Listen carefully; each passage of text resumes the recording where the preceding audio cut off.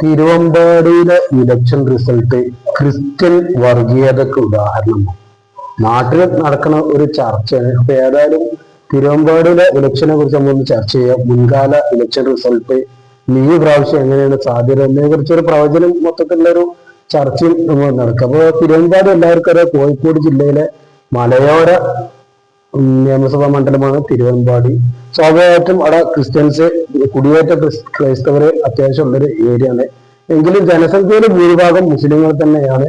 മുസ്ലിങ്ങൾ കഴിഞ്ഞാൽ ഏകദേശം ക്രിസ്ത്യാനികളും ഹിന്ദുക്കളും ഒരുപോലെ ഉള്ളൊരു മണ്ഡലമാണ് തിരുവമ്പാടി. ഈ അടുത്ത കാലത്ത് കാത്തോലിക്ക സഭ ആരൊക്കെ പറഞ്ഞ അവിടെ ഒരു ക്രിസ്ത്യൻ സ്ഥാനാർത്ഥി വേണമെന്നൊക്കെ പറഞ്ഞ് സമ്മർദ്ദം ചെലുത്തിയെന്നും പ്രസ്താവന ഇറക്കിയെന്നൊക്കെ ഉള്ള വിവാദങ്ങളും കാര്യങ്ങളൊക്കെ ഉണ്ടായി. ഏതായാലും ഇടതുപക്ഷം ബുദ്ധിപരമായിട്ട് അവിടെ ചെയ്യുന്നത് ക്രിസ്ത്യൻ സ്ഥാനാർത്ഥികളെ നിർത്തി അവര് ഇപ്പൊ അടുത്ത പ്രാവശ്യം മിക്കവാറും ലിൻഡോ ജോസഫ് ആയിരിക്കും.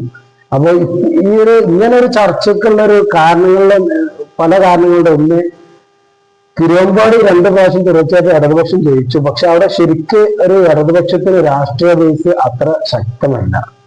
അവിടെ കോൺഗ്രസിനും മുസ്ലിം ലീഗിനും അതിശക്തമായ വേരോട്ടമുള്ള, അതായത് പാർട്ടി സംവിധാനം നല്ല ചലിക്കുന്ന ഒരു സ്ഥലമാണ്.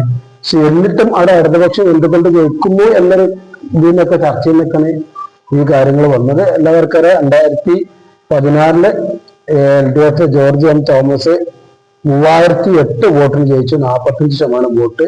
UDF VM Ummer master 43.72. പിന്നെ അതുപോലെ BJSനും 6 ഇത്.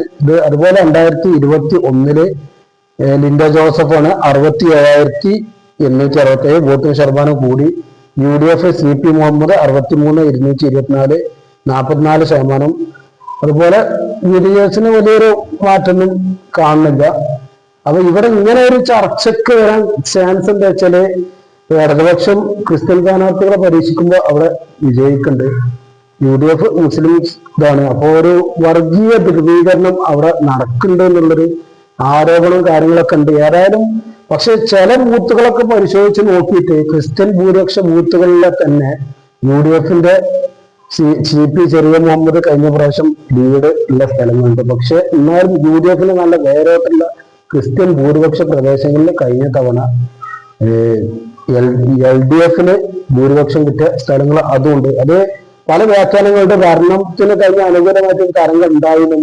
അതല്ല, അപ്പൊ അതിന്റെ മുമ്പത്തെ പ്രാവശ്യം 2016 UDFനെതിരായിട്ട് ഒരു ഭരണവിരുദ്ധ തരംഗം ഉണ്ടായതിന്റെ ഭാഗമായിട്ടാണ് ഇങ്ങനെ സംഭവിച്ചെന്നൊക്കെ കേൾക്കുന്നുണ്ടെങ്കിലും പൊതുവെ അടിസ്ഥാനപരമായിട്ട് പരിശോധിച്ച് നോക്കുമ്പോൾ കുറച്ചൊക്കെ ഒരു തരം മതപരമായിട്ട് ഇത് നോക്കി വോട്ട് ചെയ്യേണ്ടുള്ള ഒരു ഇത് ശാസ്ത്രീയമായിട്ട് കുറച്ചൊക്കെ ഒരു തെളിവുണ്ട് ഈ തിരുവമ്പാടിയില്.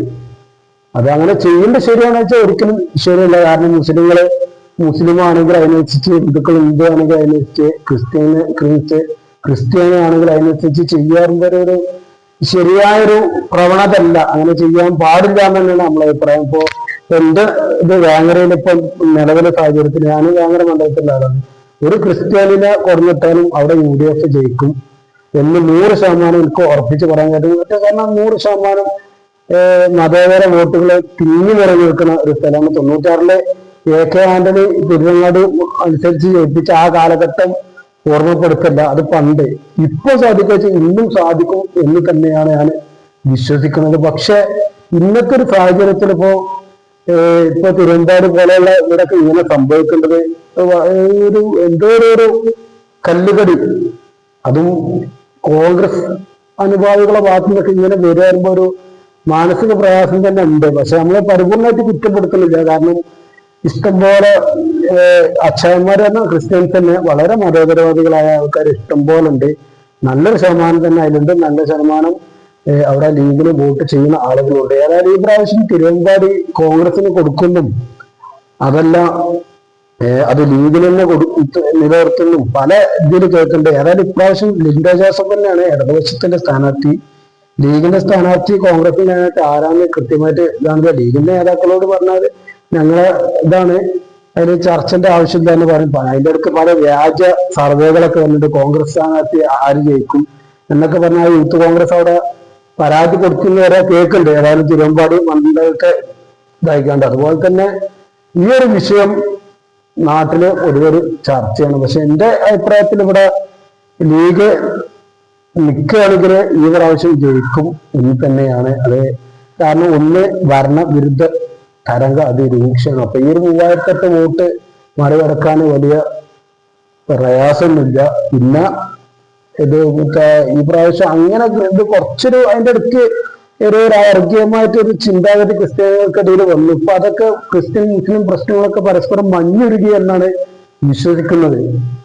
ചില ആളുകളൊക്കെ ഓരോരോ ഇപ്പൊ തൃശ്ശൂർ ജയം, അതൊക്കെ ക്രിസ്ത്യൻ മുസ്ലിം ഓരോരോ എന്താ പറയുക അതിന്റെ ഫലമായിട്ട് കൂടി ഉണ്ടായതാണ് അവിടെ ദിനേശ് ഗോപി ജയിച്ചില്ല ഒരു കാരണം. അപ്പൊ അതൊക്കെ മഞ്ഞുരുകി പ്രാവശ്യം അങ്ങനെ ഉണ്ടാവില്ല എന്ന് തന്നെയാണ് പ്രതീക്ഷിക്കേണ്ടത്. അപ്പോ എന്റെ ഒരു കാഴ്ചപ്പാടാണ്. പലർക്കും പല വ്യത്യസ്ത അഭിപ്രായം ഉണ്ടാവും. വീഡിയോ ഇഷ്ടപ്പെട്ട ലൈക്ക് ചെയ്യുക, ഷെയർ ചെയ്യുക, സബ്സ്ക്രൈബ് ചെയ്യുക.